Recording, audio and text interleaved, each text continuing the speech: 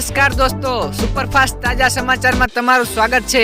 આજના તાજા અને સૌથી મોટા સમાચાર જાણીએ તે પહેલા ચેનલને જરૂર સબસ્ક્રાઇબ કરી લેજો।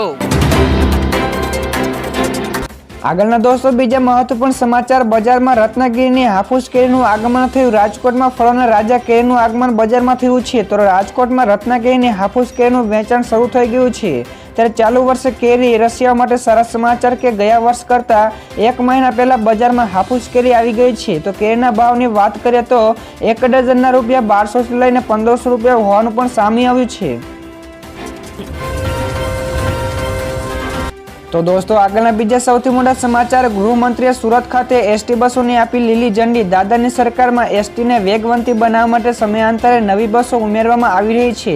ત્યારે ફરી એકવાર ગઈકાલે સુરત ખાતેથી ગૃહમંત્રી હર્ષ સંઘવીએ 100 જેટલી નવી એસટી બસોના લોકોને સેવા કાજે લોકાર્પિત કરી છે। ત્યારે ગૃહમંત્રીએ 100 બસોને લીલી ઝંડી આપતા ગુજરાત એસટીમાં નવી 100 જેટલી બસો ઉમેરાઈ છે। ત્યારે વાહન વ્યવહાર અને પરિવહન સુવિધાઓ વધે તે હેતુથી સરકારનું આ એક અનેરું પગલું ગણાવ્યું છે। તો દોસ્તો આગળના બીજા સૌથી મોટા સમાચાર મળ્યા છે। ગુજરાત માટે આગામી દિવસો ચિંતાજનક। અંબાલા પટેલે કરી મોટી આગાહી। ગુજરાતીઓને માવઠાથી રાહત મળે તેવી હાલ કોઈ શક્યતાઓ જણાઈ રહી નથી। તો હવામાન નિષ્ણાત અંબાલા પટેલની આગાહી અનુસાર રાજ્યમાં 8 થી 11 માર્ચ અને 18 થી 20 માર્ચ વાતાવરણમાં પલટો આવી શકે છે અને કમોસમી વરસાદ પણ થઈ શકે છે। તો અંબાલા પટેલની આગાહી બાદ ખેડૂતોમાં પણ ચિંતાની લાગણી જોવા મળી છે। ત્યારે ખાસ કરીને કચ્છ, સૌરાષ્ટ્ર તેમજ ઉત્તર ગુજરાતમાં માવઠાથી વધુ અસર જોવા મળી શકે છે।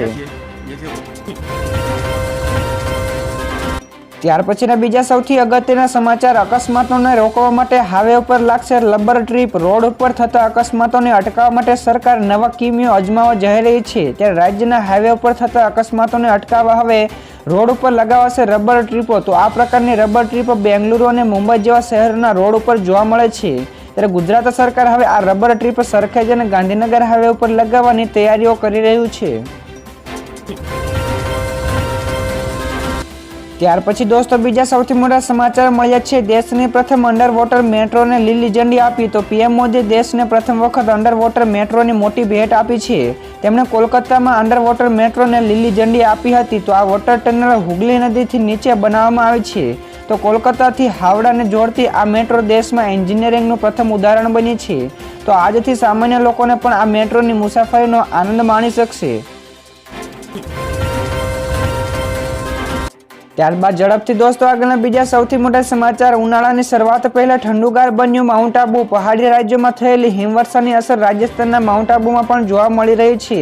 ત્યારે માઉન્ટ આબુમાં ગરમીમાં તાપમાન ઊંચું રહે અને માર્ચની શરૂઆતમાં આ પ્રથમ ઘટના બની છે કે જ્યારે માઉન્ટ આબુમાં તાપમાન માઇનસમાં જોવા મળ્યું છે। તો હિલ સ્ટેશન ખાતે માઇનસમાં તાપમાનનો લહાવો લેવા સહેલાણીઓ પણ ઉમટ્યા હતા। તો આબુનું લઘુત્તમ તાપમાન -3 ડિગ્રી સુધી નોંધાયું હતું। ત્યારે હવામાન વિભાગના અનુસાર આ ગ્લોબલ વોર્મિંગની અસર પણ છે।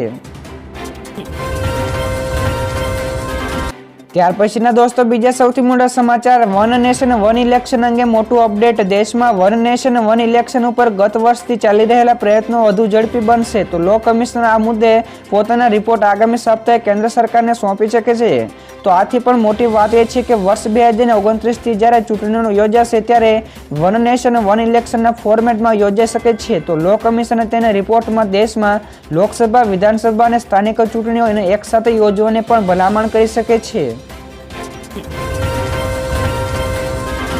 ત્યાર પછીના દોસ્તો બીજા સૌથી મોટા સમાચાર મળ્યા છે। ખેડૂત આંદોલનને લઈને દિલ્હીમાં કલમ 144 લાગુ કરાઈ। એમએસપી સહિતની અન્ય માંગણીઓ માટે ખેડૂતોએ ગઈકાલે દિલ્હી કૂચ કરવાનો નિર્ણય લીધો હતો। તો આ અંગે દિલ્હી પોલીસે એલર્ટ ઉપર છે। ત્યારે મીડિયા રિપોર્ટ્સ અનુસાર દિલ્હીમાં કલમ 144 લાગુ કરી દેવામાં આવી છે। તો નવી દિલ્હી, જૂની દિલ્હી અને આનંદ વિહાર અને સરાય રોયલ જેવા મુખ્ય રેલવે સ્ટેશનો પર સુરક્ષા પણ વધારી દેવાઈ છે। ત્યારે પોલીસ દરેક ખૂણે નજર રાખી રહી છે। ત્યારે પંજાબ અને હરિયાણાના અનેક ખેડૂતો દિલ્હી તરફ જશે। આગળ દોસ્તો વધુ એક સૌથી મોટા સમાચાર મળ્યા છે। કર્મચારી આંદોલનને ડામવા ગુજરાત સરકારે આપ્યા આદેશો। તો પોતાના પડતર પ્રશ્નોને લઈને સરકારી કર્મચારીઓ પેન ડાઉન કાર્યક્રમો જાહેર કર્યા હતા, જે બાદ સરકારે હવે હરકતમાં આવી છે। તો રાજ્ય સરકારે તમામ ખાતાઓના વડાઓને જાણ કરી છે કે કર્મચારીઓ વિરુદ્ધ કાર્યક્રમો જાહેર કરે તો નિયમાનુસાર તેની સામે કડક કાર્યવાહી કરવી। તો દોસ્તો તમને જણાવી દઈએ કે તે જૂની પેન્શન યોજનાને લાગુ કરવા અને નોકરીઓના કોન્ટ્રાક્ટ ઉપર ભરતી બંધ કરવા સહિતના મુદ્દાઓને લઈને કર્મચારી કર્મચારીઓ આંદોલનના મૂડમાં છે। બીજા સૌથી મોટા સમાચાર, સરકારે ખેડૂતો માટે લીધો મહત્વપૂર્ણ નિર્ણય। સીએમ ભૂપેન્દ્ર પટેલની અધ્યક્ષતામાં મળેલી કેબિનેટની બેઠકમાં મહત્વપૂર્ણ નિર્ણય લેવાયો। મંત્રી ઋષિકેશ પટેલે કહ્યું કે વીજ ટ્રાન્સમિશન લાઇન ઊભી કરવામાં ખેડૂતને કપાતી જમીનની સહાયમાં વધારો કર્યો છે, ત્યારે ઓનલાઈન જંત્રીના દરોમાં પણ 200% લેખે વળતર ચૂકવવામાં આવશે। રાજ્ય સરકાર દ્વારા જંત્રીમાં જો કોઈ સુધારો નહીં થાય તો વાર્ષિક 10% લેખે એટલે ચક્રવૃદ્ધિ વ્યાજ પણ ધ્યાનમાં લેવાશે। તો વર્ષ 2024-25ની ગ્રાન્ટ 1 એપ્રિલથી રિલીઝ થશે। આગળ દોસ્તો વધુ એક સૌથી મોટા સમાચાર મળ્યા છે। જનતા પાસેથી સૂચનો લેવા અંગે સીઆર પાટીલનું મોટું નિવેદન। લોકસભાની ચૂંટણી પહેલા ભાજપને મેનિફેસ્ટો માટે જનતા પાસેથી સૂચનો લેવાની ચર્ચાઓ ચાલી રહી છે, ત્યારે આ અંગે ભાજપના અધ્યક્ષ સીઆર પાટીલે જણાવ્યું કે અમે રાજ્યસભામાં પાર્ટીના જિલ્લા કાર્યાલયો, મંદિરો અને કોલેજોના સૂચન બોક્સ ગોઠવીશું। તો ગાંધીનગરમાં કમલમ કાર્યાલયથી પણ ગુજરાતની દરેક લોકસભા બેઠક પર 2 સૂચનો બોક્સ મોકલાઈ રહ્યા છે, ત્યારે અમે અમારી ચૂંટણીના ઢંઢેરામાં જનતાના સૂચનો સામેલ કરવાના પ્રયાસ પણ કરીશું।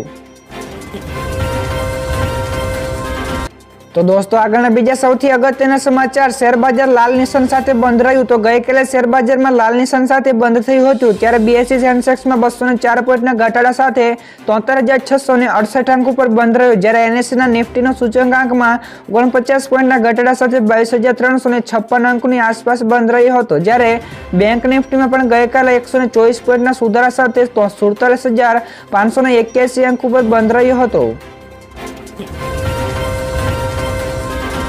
ફટાફટ દોસ્તો આગળના બીજા સૌથી અગત્યના સમાચાર, 4 દિવસ પહેલા જ ભારત જોડો ન્યાયયાત્રા સમાપ્ત થશે। કોંગ્રેસની ભારત જોડો ન્યાયયાત્રા 14 જાન્યુઆરી મણિપુરથી શરૂ થઈ હતી। પહેલા તે 20 માર્ચે સમાપ્ત થવાની હતી, પરંતુ હવે આ યાત્રાના નિર્ધારિત સમયના 4 દિવસ પહેલા એટલે કે 16 માર્ચે મુંબઈમાં સમાપ્ત થશે। તો આ યાત્રા 62 દિવસ સુધી ચાલવાની છે। તો 17 માર્ચે વિપક્ષી પાર્ટીઓનું ઇન્ડિયા ગઠબંધનનું મુંબઈમાં રેલી કરવા જઈ રહ્યું છે, જેમાં ઇન્ડિયાના એલાયન્સના તમામ નેતાઓ ભાગ લેશે, ત્યારે ચૂંટણીને ધ્યાનમાં રાખીને રેલીનું આયોજન કરાયું છે।